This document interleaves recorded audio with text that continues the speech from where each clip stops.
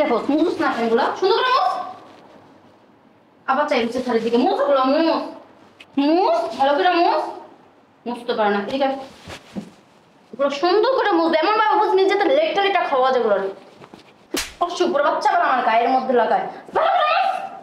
হাসিল কোথায় করে স্যার আপনি এই ফকিনের বাচ্চাটা একবার আমার হাতে তুলে দেন ওরা আমি তারপরে শিখাবো কাজ কিভাবে করতে হয়। তোর অফিসে পিয়ানোর চাকরি করে দেখা সবাই আমার গায়ে হাত তোলে চায় চায় দেখাস। আব্বা একটু মানায় চায় নাও। আব্বা ওই পিয়ন স্যারের আব্বা? আব্বা ওই পিয়ন স্যারের আব্বা? আব্বা ওই পিয়ন স্যারের আব্বা?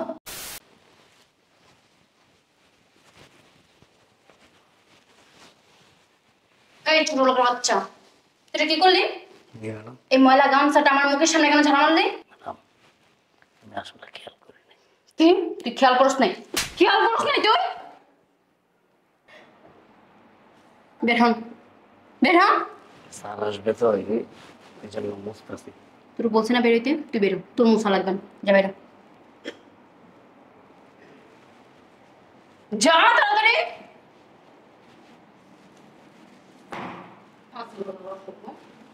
হ্যাঁ ঠিক আছে দেখি একটু চাপো তো।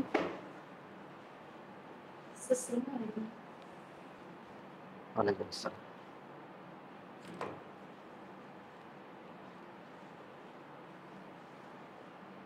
এটা মুছে নেন। স্যার কি বলবো একটা পিয়ন রাখছেন কোনো কাজকর্ম তো করে না সারাদিন শুধু ঘুমায়। স্যার এসব অফিসে না মুরব্বী মানুষ রাখতে নেই রাখতে বলে একটু ইয়াং দেখে রাখবেন যাতে কাজকর্ম করতে পারে।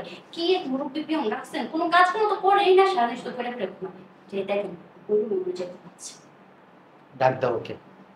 ঠিক আছে স্যার চল চল। ঠিক আছে কি করো সারাদিন করে ঘুমাও সেগুলো কি এগুলো কি দেখ এগুলো কি উল্টো কথা পারছ না মন পাচ্ছে তোর মায়ের আনতে বুঝে যাচ্ছে বুঝো। মুরব্বী এগুলো এরকম অপরিষ্কার কেন? পরিষ্কার করেন নি?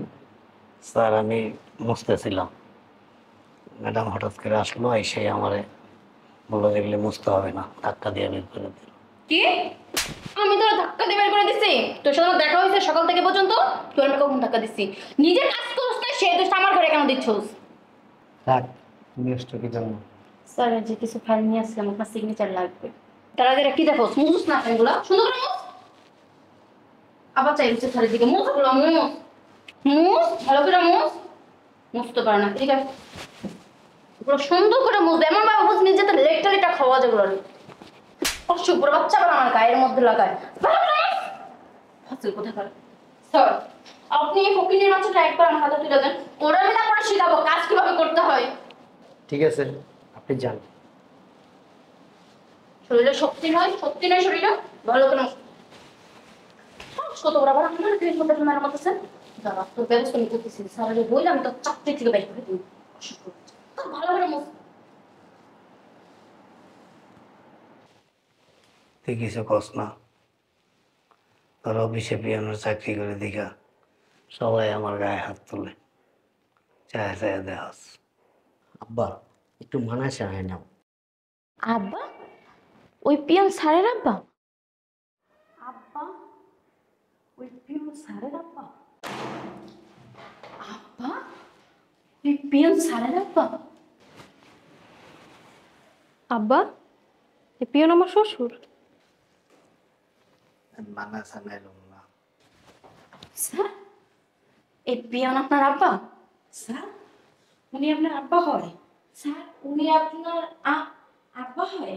আপনার কি মনে হয় আমি একটা প্রতিষ্ঠানের মালিক? উনি কি আমার আব্বা হইতে পারে? না স্যার আমরা তো ওইরকমই শুনলাম। আর তোমরা বের হও। আসসালামু আলাইকুম ম্যাম। আসসালামু আলাইকুম ম্যাম।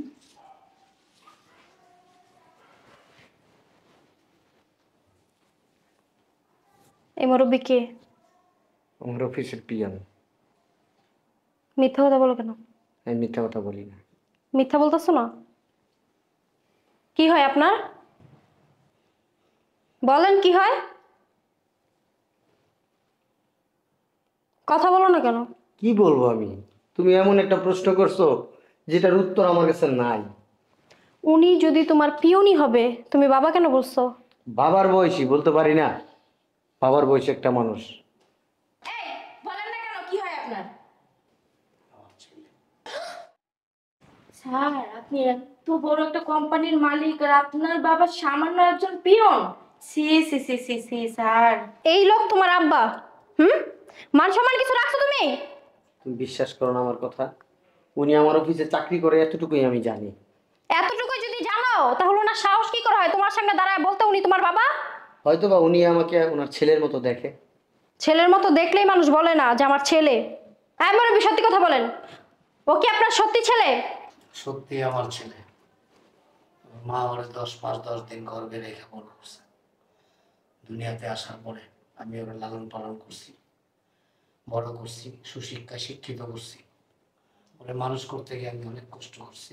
সি স্যার, আপনার বাবা এই অফিসের পিয়ন আর আপনি হচ্ছেন এই অফিসের মালিক, ভাবতেই অবাক লাগে। সি স্যার সি, ছেলের যে কোম্পানির মালিক ওই কোম্পানিতে বাবা হয়েছে পিয়ন। সি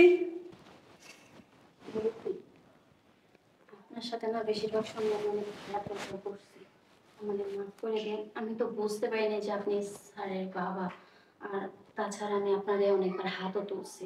আমি সরি, আমাকে মাফ করে দিন। ঠিক আছে, আমি কিছু মনে করিনি। একটা জিনিস কি জানো, আমি অফিসের পিয়ন দেখে কথায় কথায় তোমরা আমার গায়ে হাত তুলো, লাগতে বুঝতে মারো, এটা কিন্তু ঠিক না। এটা কি ঠিক? জানতাম না আপনি স্যারের বাবা। যদি জানতাম কখনো বিশ্বাস করেন আমি আপনার সাথে বাজে ব্যবহার করতাম না, আপনার গায়েও হাত তুলতাম না। আহারে, মক্কা শরীফের ইমাম সাহেব আসছে। আপনি তো সবার সাথেই খারাপ ব্যবহার করেন। মুরব্বী, আমিও না আপনাকে একটা থাপ্পড় দিয়েছিলাম, আপনি আমার মাফ করে দিয়েন। আমি না একদম মক্কা শরীফের ইমাম। আপনি কি জান্নাতের ক্ষতি? শোন বাবা, যেহেতু বাবার পরিচয় দিবি না, কিরকম চাকরিটা ছেড়ে দিলাম, প্রয়োজনে রিক্সা চালায় ভাত খাম। আসি, আসসালামু আলাইকুম। কি তোমরা দাঁড়ায় আছো কেন? মিষ্টি বিতরণ করা হবে। কি, উনি তো তোমার আব্বা, কেন লুকাইছো? আমার অফিসের সামান্য একটা পিয়ন, ওনাকে যদি আমার বাবা পরিচয় দিই, আমার প্রেস্টিজটা কোথায় যাবে? আমার একটা প্রেস্টিজ আছে না? প্রেস্টিজ? হুম, তোমার কোম্পানিতে তোমার বাবা পিয়নের চাকরি করে, লজ্জা করে না তোমার? এই জন্যই তো আমি পরিচয় দিতে চাই না, লজ্জা, এই লজ্জার কারণে আমি পরিচয় দিতে চাই। চাকরি কেন করবে? তোমার কি টাকা পয়সার অভাব, কোনো কিছুর অভাব? হ্যাঁ, আমি আমার বাবাকে পরিচয় দিতে চাই না। কেন চাও না? চাই না? কেন? ফকিন্নি। কিসের ফকিন্নি? ওই গরিব। ফকিন্নির কাছেই তুমি বড় হইছো, ওই ফকিন্নি তোমার জন্ম দিচ্ছে। এই ফকিন্নি আজকে না থাকলে না তুমি থাকতা না। এটাই তো আমার জীবনের বড় ব্যর্থতা, একটা ফকিন্নির ঘরে আমার জন্ম হয়েছে। আমার জন্ম হচ্ছে ছিল কোথায় জানো? ইউরোপ আমেরিকায়, তাই? শিল্পপতির ঘরে।